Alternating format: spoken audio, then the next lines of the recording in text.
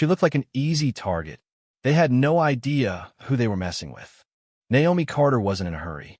She never was. There was a steady rhythm in the sound of her boots against the dusty roadside, the late afternoon sun dipping low enough to paint the cracked pavement in a deep gold hue. She took a deep breath, the scent of pine and distant rain lingering in the air. It was the kind of day she might have enjoyed if she wasn't walking home alone in a town that never quite felt like home. Maple Grove wasn't the first place Naomi imagined herself settling down in. But life had other plans. Her grandmother's health had taken a sudden turn months ago, and family came first.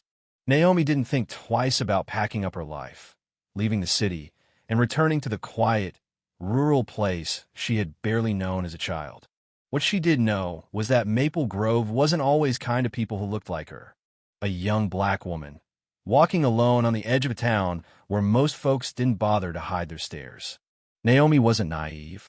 She'd seen the way people watched her from their front porches or behind cracked blinds, the way conversations hushed when she entered a room. She understood their assumptions. Weak, easy, out of place.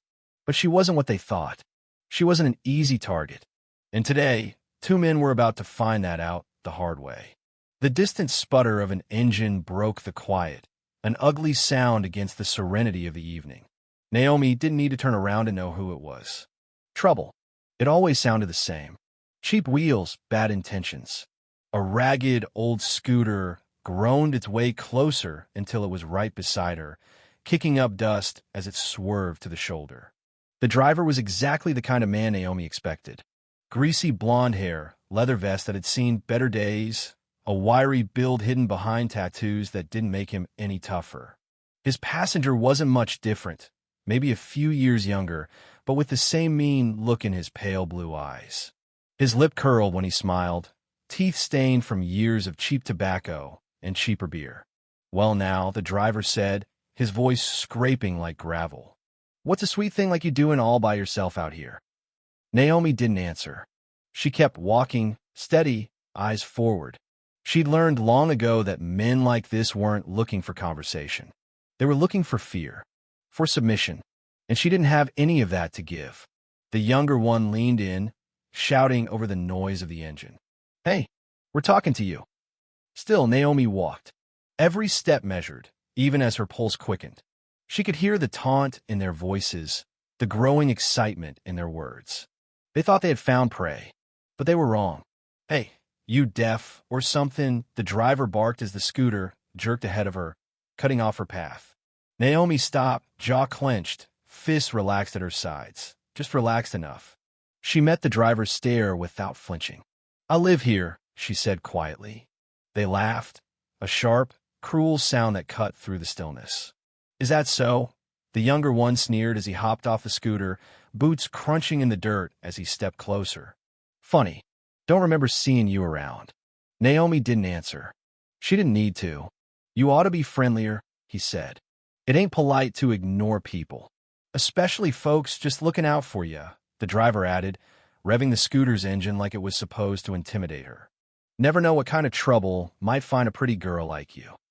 There it was. The setup. The false concern. The predator's game. "You got anything in that bag?" the younger one asked, voice low now, all pretense dropped. His hand shot out toward the strap on her shoulder, confident, certain she'd shrink back. He never saw it coming. In a blur, Naomi's hand snapped up, her fingers locking around his wrist with brutal precision. His expression shifted in an instant, from smug to shocked to panicked. Before he could pull back, Naomi wrenched his arm behind his back, twisting until his knees buckled. He howled. The driver cursed, jumping off the scooter, charging at her with a clumsy swing. Naomi pivoted, releasing the first man just long enough to drive her boot into his gut, sending him sprawling to the dirt. Then she turned, ducked beneath the wild punch, and came up with a savage uppercut that cracked into the driver's jaw. He stumbled, dazed. Naomi didn't hesitate. She grabbed the front of his vest and slammed her knee into his ribs, once, twice before shoving him back. He hit the ground hard, coughing and groaning. The younger man was still there, struggling to his knees, clutching his arm like it was broken. "What the hell?" he gasped. Naomi slung her backpack higher on her shoulder. "You picked the wrong woman," she said. They weren't laughing anymore. The two men scrambled to their feet, retreating to the battered scooter with a limp and a stagger. The bravado was gone. The sneers had melted into fear. They clambered onto the seat, their hands shaking as they fumbled with the ignition. Naomi stood there, watching them. Calm. Steady. Sirens wailed in the distance. Someone had seen the scuffle, probably from one of those front porches that watched her so carefully before. She sighed. It wasn't over yet. The sheriff's cruiser screeched to a stop beside the road, lights flashing. Deputy Alan Mercer climbed out, his thick neck sunburned above his collar, mirrored sunglasses hiding his eyes. He took in the scene. Two white men, beat to hell. One black woman standing tall, unbothered. His hand hovered near his holster. "What's going on here?" he demanded. The younger biker jumped in first, stumbling forward, pointing a shaking finger at Naomi. "She attacked us. Out of nowhere, man. We was just riding by." "Yeah," the older one croaked, wiping blood from his mouth. "We didn't do nothing. She's crazy." Naomi said nothing at first. She had seen how this played out before. Their words carried weight. Lies had power in places like this. Deputy Mercer squinted at her. "That true," he drawled. "You jumped these boys?" Naomi met his gaze, unwavering. "No, they tried to rob me." Before Mercer could say anything else, another cruiser pulled up. Officer Tony Ramirez got out. Leaner, younger, sharper. He looked from Naomi to the bikers. Then his radio crackled. "Got a witness," Ramirez said, nodding down the road. Mercer cursed under his breath, but followed Ramirez's nod. A woman stood by her mailbox, phone still in hand, pale and shaken. "Stay put." Mercer barked at Naomi as he stomped toward the witness. The bikers smirked, thinking they had won. "Yeah," the younger one sneered. "You in trouble now." Naomi crossed her arms. Waiting. Mercer returned a few minutes later, jaw tight. Without a word, he turned to the bikers. "Turn around," he said. They blinked. "Wait." "What?" Mercer pulled out his cuffs. "You heard me. You're under arrest." "For what?" The older one barked, his face going red. "Assault," Mercer said flatly. Witness saw the whole thing. Ramirez was already cuffing the younger one. "You boys picked the wrong woman today," he muttered.